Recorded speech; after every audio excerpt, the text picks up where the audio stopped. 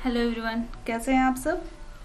आज हम पढ़ने वाले हैं इन्वायरमेंटल स्टडीज पार्ट 5 और इसमें हम पढ़ेंगे चैप्टर 17, 18, 19 और 20। चैप्टर 17 में हम जानेंगे मुंबई के झुग्गी झोपड़ियों के बारे में। चैप्टर 18 में हम जानेंगे 4 ऐसी जगहों के बारे में जहाँ की पानी की दिक्कतें हैं, कमी है, जो एनसीईआरटी की बुक 4th क्लास में दी हुई है ईवीएस में, उनके बारे में। और चैप्टर 19 में हम जानेंगे जड़ें क्या होती हैं, जड़ों के प्रकार और कैसे हम पहचाने कि पौधों को देख के कि किस में कौन सी जड़ पाई जाती है। इसके साथ हम देखेंगे चैप्टर 20। चैप्टर 20 में है मिलकर खाएं ये चैप्टर, और इसमें है असम का एक त्योहार बिहू। तो आइए पढ़ते हैं, शुरुआत करते हैं। सबसे पहले चैप्टर 17 नंदिता मुंबई में। इसमें हम देखते हैं कि क्या है मुंबई में, कैसे है स्लम। यह देखिए, सबसे पहले हम मुंबई देख लेते हैं। भारत के मानचित्र में मुंबई कहाँ है। यह एक तरफ से है अरब सागर और दूसरी तरफ यह है गुजरात, फिर इधर कर्नाटक, इधर आंध्रा, इन सारी जगहों से जुड़ा हुआ है। तो हमें जो बातें करनी है ना, आज जिन जगहों की हम बातें करनी है उसमें महाराष्ट्र है, यहाँ कर्नाटक की बात करेंगे, यहाँ आंध्र प्रदेश है, इसकी हम बातें करने वाले हैं। ठीक, तो इन जगहों की हम बातें करने वाले हैं इसमें आज के पूरे टॉपिक में। तो देखते हैं, सबसे पहले हम शुरुआत करते हैं मुंबई से।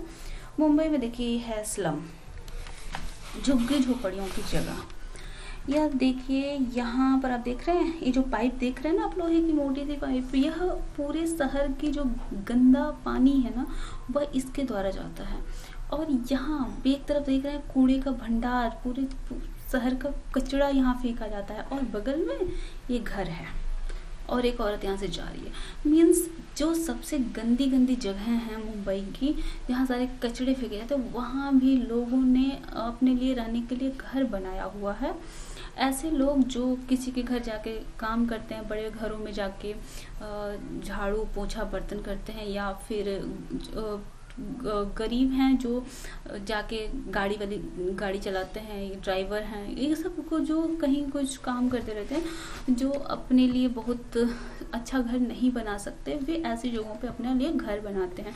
इनके घरों की जो खास बातें इस चैप्टर में बताई गई हैं वो ये हैं कि एक कमरे का घर है जिसमें नहाना, खाना, रहना, सोना, सब कुछ इनको उसी में करना है। और पूरा परिवार, इनके छोटे बच्चे भी होते हैं, ये लोग भी होते हैं, इनके माता पिता भी, तो सब लोग एक घर में एक ही कमरे के अंदर रह रहे हैं।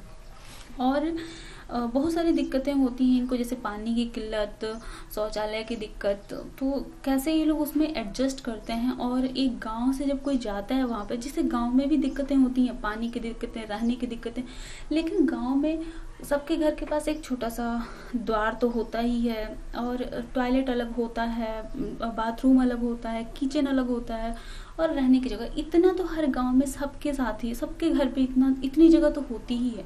लेकिन शहरों में इतनी भी सुविधाएं नहीं मिलती लोगों को, यही इस चैप्टर पे दिखाया गया है। और पानी भरने के लिए, सुबह सुबह इनको पानी भरने के लिए घर से बाहर निकलना पड़ता है। घर में किसी के नल नहीं होता, पानी की सप्लाई नहीं होती। बाहर एक जगह सामुदायिक स्थल होता है जहाँ पानी की सप्लाई आती है, और अगर लेट हो जाए ना तो इनको वो पानी नहीं मिलता है। और देख लेते हैं इनके पूरे बस्ती में बहुत कम शौचालय होते हैं, हर घर में शौचालय नहीं होता, तो इन लोगों को वैसे बाहर जाना पड़ता है। एक जगह शौचालय होता है, वहाँ पर इन लोगों को जाना पड़ता है। इसमें एक रिपोर्ट में तो ये भी दिखाया गया है कि एक शौचालय जो है उस पर एक में 70 से 80 लोग जाते हैं एक दिन में। तो यहाँ गंदगी, बीमारी और दिक्कतें बहुत ही ज़्यादा हैं। ठीक, तो और साथ ही अब हम देख लेते हैं थोड़ी सी एक और दिक्कत जो है वहाँ की। जब वो लड़की नंदिता जो है वहाँ सोचती है कि वह जुहू घूमने जाएगी, तभी उसके मामा को एक और दिक्कत का सामना करना पड़ता है, और वह दिक्कत है नोटिस का आ जाना। कि नोटिस आती है कि आपको अपना घर आप लोग खाली कर दो, बस्ती खाली कर दो, क्योंकि हमें होटल बनाना है। तो देखो, शहरों में एक समस्या ये बहुत बड़ी है कि जो झुग्गी झोपड़ियों में रहते हैं उनका घर खाली कराना। सरकार चाहती तो है कि उनको अच्छा घर दे दे, और लेकिन वह घर वो कहाँ देगी, तो शहर से काफ़ी दूर। तो ऐसी जगह पे लोग जाके रहना नहीं चाहते, क्योंकि जैसे मैंने बताया कि इन लोगों का रोजगार क्या है, किसी के घर पे काम करना, कहीं जाके किसी फैक्ट्री वगैरह में काम करना।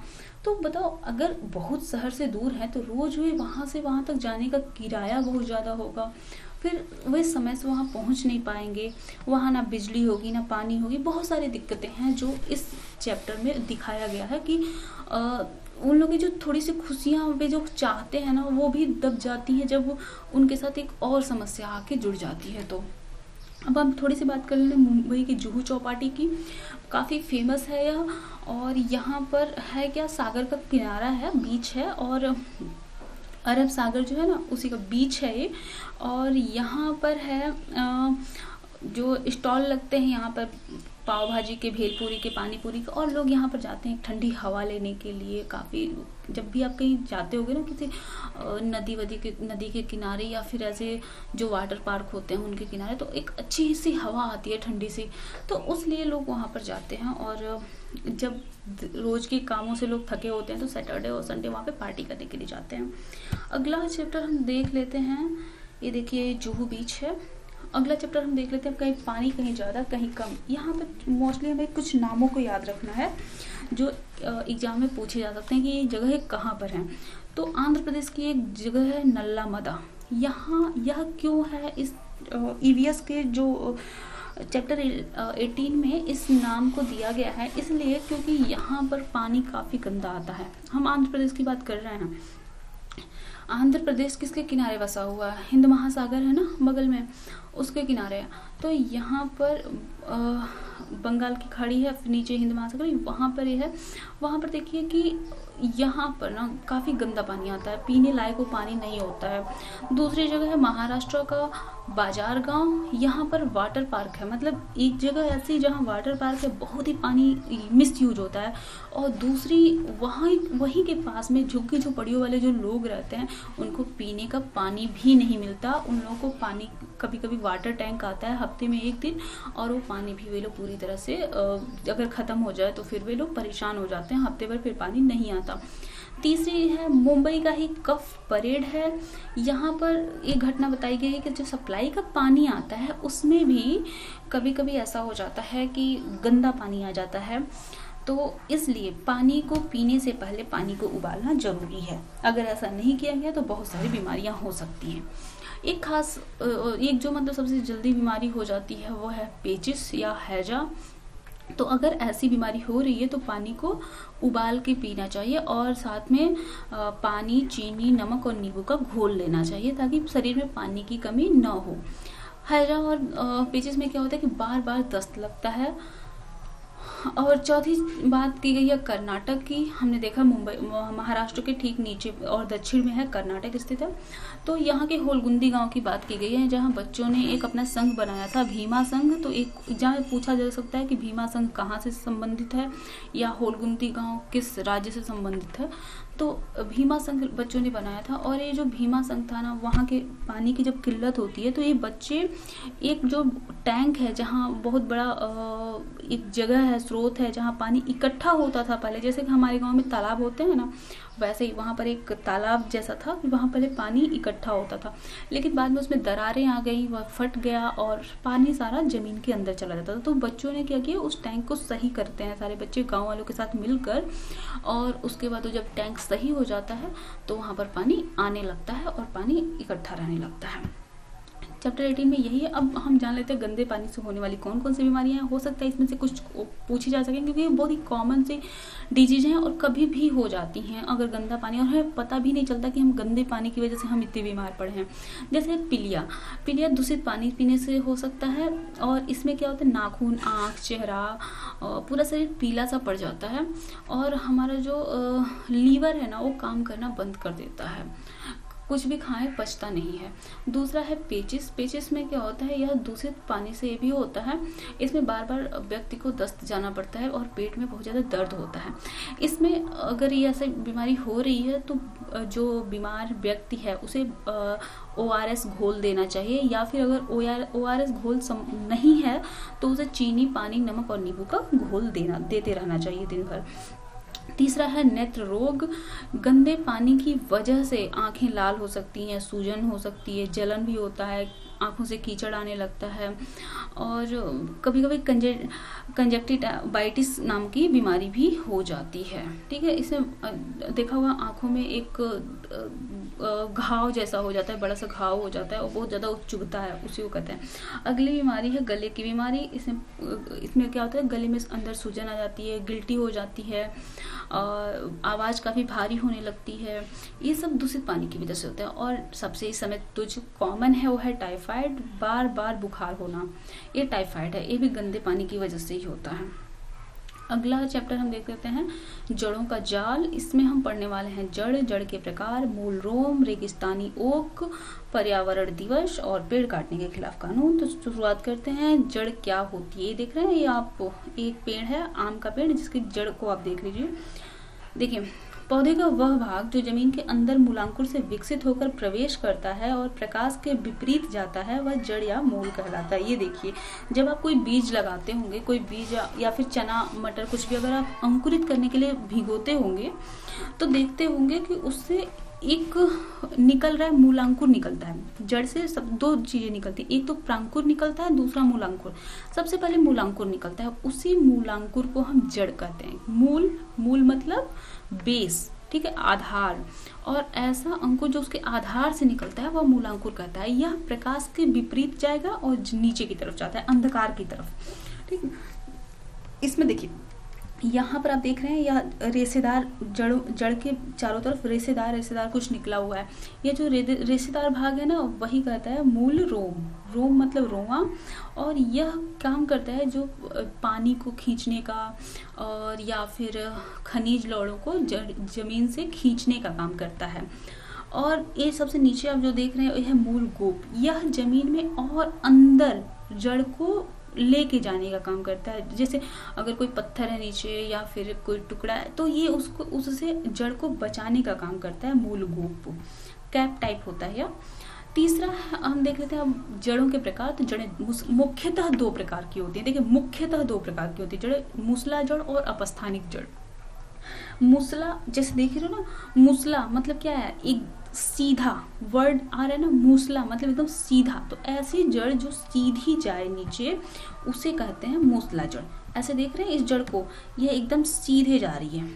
ठीक, इसको टैप रूट भी कहते हैं। टैप ऐसे आप याद कर सकते हो। टैप पानी का जो टोटी होता है, ऐसे टंकी जो पानी का टोटी होता है वो ऐसे होता है ना, और यहाँ से पानी ऐसे पानी सीधा गिरता है। ठीक, तो ये जो टैप ही तो कहते हैं इसे।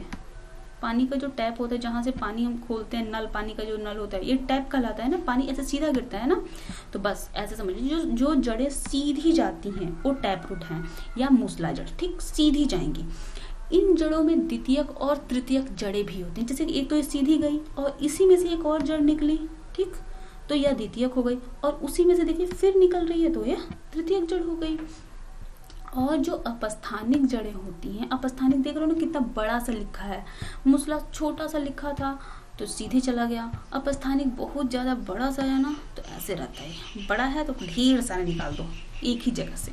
ठीक, तो ये हो गई अपस्थानिक जड़। जब एक ही जगह से ढेर सारी जड़ें निकलती हैं, ठीक, यह जड़ें देख रही हैं, ये जड़ें एक ही जगह से जब निकले तो उसे कहते हैं हम अपस्थानिक जड़।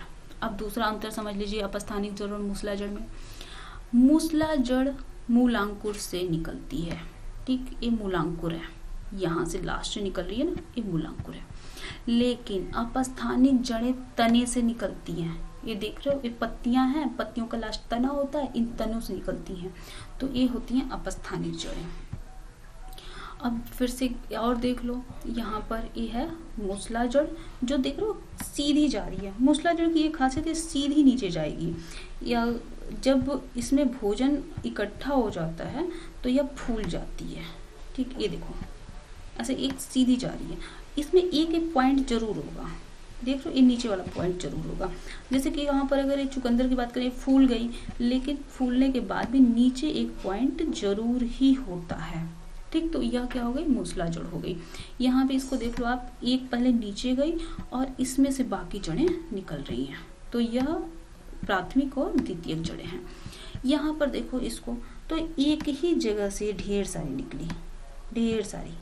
ठीक, और ये तने का जो भाग है ना, तने से निकल रही है, ये तो मूलांकुर से निकल रही है और ये तने से निकल रही है। तो ये जो अंतर हो गया कि यह सभी मूसला जड़ें हैं जो सीधी अंदर की तरफ जा रहे हैं। मूसला जड़ का मतलब सीधा समझो कि सीधे अंदर की तरफ जाएंगी और उसमें से छोटे छोटे पार्ट में डिवाइड होंगी। और जो अपस्थानिक जड़ें हैं वो ऐसे एक ही जगह से ढेर सारी निकलेंगी। और इसमें प्राथमिक और द्वितीयक जड़ें ऐसे कुछ भी नाम नहीं होते हैं। अच्छा, एक चीज़ और देखो, यहाँ पर आप अब मान लो किसी पौधे को उखाड़ के तो देखोगे नहीं कि ये अपस्थानिक जड़ है कि मूसला जड़ है इसकी। अब जैसे मान लो आपको जानो कि नीम का जो पेड़ है उसकी जड़ अपस्थानिक है, मूसला है, तो क्या करोगे? नीम के पेड़ को उखाड़ दोगे? नहीं करोगे ना ऐसा। देखो क्या करते हैं, इसकी पत्तियों को देख रहे हो, इन दोनों पत्तियों को ध्यान से देखना। इन पत्तियों की एक खास बात होगी, यहाँ पर आप देखो ये ऐसे पत्तियों की सिराएं देख रहे हो ना, ये सिराएं ऐसे गई हुई हैं, ठीक, ये सिराएं देखिए। जो भी सिराएं इस प्रकार से जाती हैं कि एक मुख्य अक्ष है और मुख्य अक्ष से बाकी सिराएं निकली हुई हों, इन सब में मूसला जड़ पाई जाती है। समझोगे कैसे? इनकी जड़ भी पहले एक सीधी जाती है और इनकी पत्तियों में भी एक मुख्य अक्ष जाता है। जैसे अगर हम नीम की बात करें, नीम की पत्ती की हमने बात कही, तो अगर मान लो ये समझे एक नीम की पत्ती होती है ना, और ऐसे नीम की पत्ती में ऐसे तने होते हैं और ये वाली फिर एक पत्ती होती है, ठीक, ऐसे पत्ती। अब समझो, और यहाँ से ऐसे होती है, समझ में आया? तो जब ऐसे हो, एक मुख्य विन्यास हो और उसमें से और सिराएं निकली हो, एक मुख्य सिरा और बाकी और सिराएं निकली हो, तो उसकी जड़ें हमेशा ही टैप रूट होंगी, यानी मूसला जड़ होंगी। और जिसमें भी, जिससे कि याद करो, जो भी ऐसा हो जिसमें एक ही पत्ती हो, सिराएं कोई भी मुख्य ना हो, ऐसे देख लो, ऐसे एक ही जगह से सभी सिराएं निकली हैं, तो सभी सिराएं मुख्य हो गई। तो जैसी जड़ वैसी पत्ती, याद हो गया? जैसी जड़ वैसी पत्ती, एक चीज, एक लाइन याद रख लो, जैसी जड़ वैसी पत्ती। अगर पत्तियों में मुख्य अंश है, मुख्य अक्ष है, मुख्य सिरा है, तो उसके जड़ में भी मुख्य जड़ होगी। अगर पत्तियों में मुख्य सिरा नहीं है, सभी सिराएं एक ही जगह से निकली हुई हैं, तो उसकी जड़ में भी सभी सिराएं एक जगह से निकली होंगी। इस तरह से आप इसको याद रख सकते हो। जैसे अगर गुलाब की बात करें, गुलाब की पत्ती आपने देखी होगी ना, तो उसमें भी ऐसे मुख्य जड़ होगी, क्योंकि उसकी भी मुख्य सिरा एक है और बाकी उससे जुड़ी हुई हैं द्वितीयक सिराएं, ठीक है। ऐसे आप जो भी देख रहे हो उन सब में ऐसा है। अब और बाकी याद करने का तरीका है वो आपको मैं फिर कभी बताऊंगी, अभी इतना याद कर लो, इसे आप समझ जाओ। अब देखते हैं हम रेगिस्तानी ओक के बारे में। इसके बारे में एक मैं बहुत अच्छी चीज़ बताऊं, यह पाया जाता है ऑस्ट्रेलिया में, ठीक है। और जितना लंबा पेड़ होता है ना, उसके 3 गुना ज़्यादा लंबी इसकी जड़ होती है, मूसला जड़ पाई जाती है इसमें भाई, और उससे 3 गुना ज़्यादा लंबी, और ये उतनी नीचे जाती है जब तक इसको पानी न मिल जाए। भाई नाम ही रेगिस्तानी है, तो रेगिस्तान में पानी की कमी होती है, इसलिए बहुत ज़्यादा गहराई तक जाती है। और इसकी सबसे रोचक बात यह है ना कि अगर लोग जब जा रहे होते हैं, मान लो कहीं सफ़र में जा रहे हो, पानी की कमी हो गई उनको, तो इसमें छेद कर देते हैं, एक पाइप डालते हैं और पाइप के सारे पानी बाहर आ जाता है और ये लोग पानी पी लेते हैं। है ना मज़ेदार बात कि कहीं भी अगर आप रेगिस्तान में अगर कभी जा रहे हो, अगर आपको रेगिस्तानी ओक दिख जाए और पानी की कमी हो, तो बस एक बार डालना उसमें पाइप, पानी निकल जाएगा, पी लेना। तो अगर रेगिस्तान के सफ़र में जा रहे हो तो साथ में पाइप लेके जाना, ठीक। अगला देखते हैं हम, विश्व पर्यावरण दिवस। देखिए 1972 में संयुक्त राष्ट्र महासभा द्वारा यह प्रस्ताव रखा गया कि विश्व पर्यावरण दिवस हर साल मनाया जाएगा और इसके अनुसार हम अपने प्रकृति की रक्षा करेंगे। हर साल यह 5 जून 1974 से मनाया जा रहा है और हर साल जो 5 जून को हम विश्व पर्यावरण दिवस मनाते हैं। और इस बार 2020 की थीम है जैव विविधता। मतलब अगर हमें बचाना है सबको, पूरे संसार को हम बचाना है, हमें मानव, अन्य जीव, वनस्पति, अगर हम सबकी रक्षा करते हैं तो ही हम जीवित रह पाएंगे, ठीक। अगला हम देख लेते हैं, ये तो जड़ें हैं भाई, अब जड़ है या तना है कैसे पहचानोगे ये आप देख लो। अगला ये पिछला ही है। अच्छा देखो, ये जो प्याज के बारे में आपको बता दूं, एक चीज, पत्ती देख रहे हो, ये पत्ती है, ठीक है, ये इसका तना है और ये इसकी जड़ है, ठीक। तो प्याज क्या होता है, बल्ब होता है, तना का ही एक भाग है बल्ब। ये सब तनाएं जड़ें हैं, आप देख रहे हो, ठीक। और यहाँ पर देखो ये ट्यूबर है, ये जो गोल गोल देख रहे हो ना, ये ट्यूबर है और इससे निकली हुई हैं जड़ें। और जो अगला देखते हैं हम, अगला लास्ट चैप्टर है हमारा मिलकर खाएं। इसमें हम जानेंगे बिहू का त्योहार क्या है, इसमें भोगाली बिहू जानेंगे हम, उरका और मेजी जलना, ठीक। तो आ जाओ चलते हैं इसके बारे में। ये देखो, ये है असम, ये जो रेड कलर आप देख रहे हो ना, ये है असम।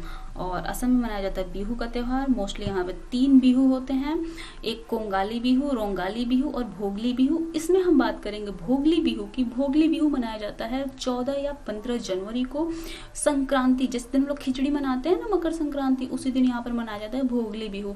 क्योंकि अभी वहाँ पर ये जाड़े का समय चल रहा है ना, तो अभी वहाँ पर असम में खेती हो रही है धान की।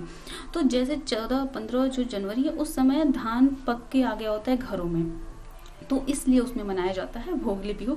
और इसमें जो पकवान बनते हैं वो चावल के पकवान बनते हैं। और जो असम है ना, वहाँ पर 2 तरह के मुख्य चावल होते हैं, एक तो बोरा चावल और दूसरा होता है चेवा चावल। बोरा चावल मुख्यतः असम का ही है। तो इसलिए हम देखते हैं अब कैसे मनाते हैं इस त्योहार को। इस त्योहार को 2 दिनों में मनाते हैं। पहला वाला दिन होता है उरुका। उरुका में 2 चीज़ें बनाई जाती हैं, याद रखना। एक होता है घर, ठीक है, जिसे कहते हैं भेला घर, ठीक। आओ मैं दिखाती हूँ। एक कहते हैं, ये है भेला घर, यह बनाया जाता है उरुका वाले दिन। पहला दिन होता है उरुका का दिन, तो यह भेला घर बनाया जाता है। और दूसरे दिन और साथ ही बनाया जाता है मेजी। ये देख रहे हो, इसमें 4 ना एक बांस के 4 बांस जमीन में लगा दिए जाते हैं और उसके अंदर ढेर सारी लकड़ियां रख दी जाती हैं। तो यह उरुका और भेला घर और उरुका के दिन बनाया जाता है भेला घर और मेजी। अगले दिन, और इस दिन रात में डांस किया जाता है, खाया पिया जाता है, सब लोग इकट्ठे होते हैं। और अगले दिन इसी मेजी को जला दिया जाता है। दूसरे वाले दिन इस मेजी को जला दिया जाता है और इसके साथ कामना की जाती है कि हमारे साल भर हमारा साल बहुत ही अच्छा हो और भगवान हमारे खेतों को अनाज दे। ये सब कामनाएं की जाती हैं। और इसकी जो राख होती है, इस राख को सब लोग अपने अपने घर ले जाते हैं और अपने खेतों में छिड़क देते हैं। माना जाता है कि यह काफ़ी हमें लिए फ़ायदेमंद होगा।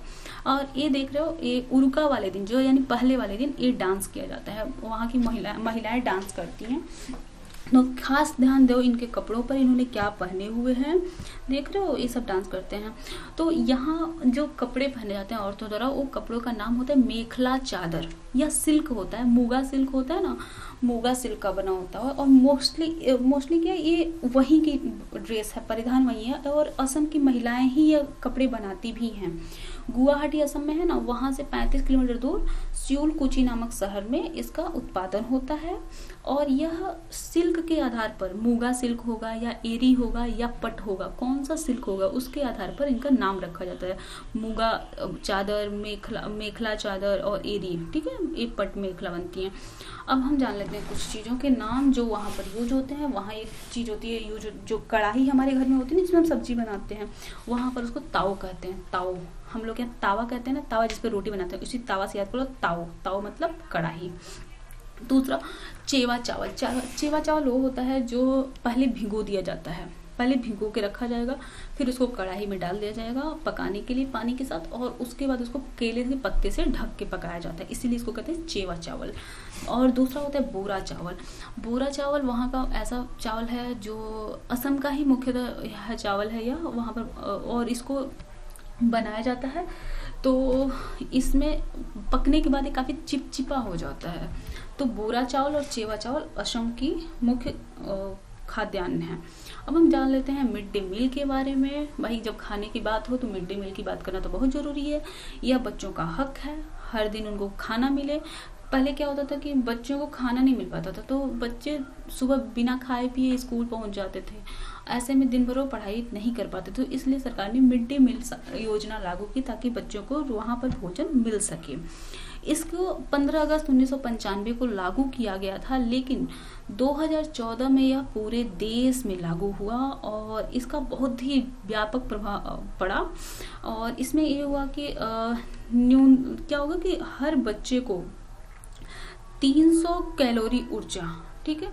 और इसमें 8 से 12 ग्राम प्रोटीन और उच्च, मतलब ये हर प्राइमरी स्कूल के जो बच्चे हैं, जो 1 से 5 तक बच्चे पढ़ रहे हैं, उनको 300 कैलोरी ऊर्जा और 8 से 12 ग्राम प्रोटीन मिलना चाहिए। और वैसे जो 6 से 8 में बच्चे पढ़ रहे हैं, उनको 700 कैलोरी ऊर्जा और 20 ग्राम प्रोटीन मिलना चाहिए, ठीक है। अब इसमें जो खाद्य सामग्री आती है ना 1 से 5 तक के बच्चों के लिए, वह प्रति बच्चे को 100 ग्राम चावल, 20 ग्राम दाल, 50 ग्राम सब्जी और 5 ग्राम खाद्य तेल मिलना चाहिए इसमें, ताकि उनको सभी पोषक तत्व उनको हर दिन मिल सके। और इसमें जो कक्षा 6 से 8 तक के बच्चे होते हैं, उनको प्रतिदिन 150 ग्राम चावल, 30 ग्राम दाल, 75 ग्राम सब्जी और 7.5 ग्राम तेल मिलना चाहिए, ताकि उनका पोषक तत्व पूरा। अब देखिए दिक्कत क्या होती है, बहुत सारी चुनौतियां हैं। कई बार चावल की सफाई नहीं होती है, खाने में कभी कंकड़, कभी कोई दिक्कतें भी आती रहती हैं अगर बहुत ज़्यादा लापरवाही की जाती है। तो इस चैप्टर में दिखाया गया कि कई बार बच्चों के पेट भी नहीं भर पाते, कुछ बच्चों का खाना थोड़ा ज़्यादा होता है, कुछ बच्चों का खाना थोड़ा कम होता है, तो फिर काफ़ी बच्चे ऐसे भी होते हैं जिनके पेट नहीं भर पाते। तो ये चुनौतियाँ हैं और इनको हमें कुछ करके देखना होगा कि कैसे हम इनको कम कर सकते हैं। फिर खैर ये हमारे सारे चैप्टर कंप्लीट हुए और इससे बस थोड़े बहुत ही क्वेश्चन आते हैं, सबके जगह के नाम याद करना और बिहू के बारे में पूछा जा सकता है। चलिए इसके साथ हम अपनी बात समाप्त करते हैं। जय हिंद।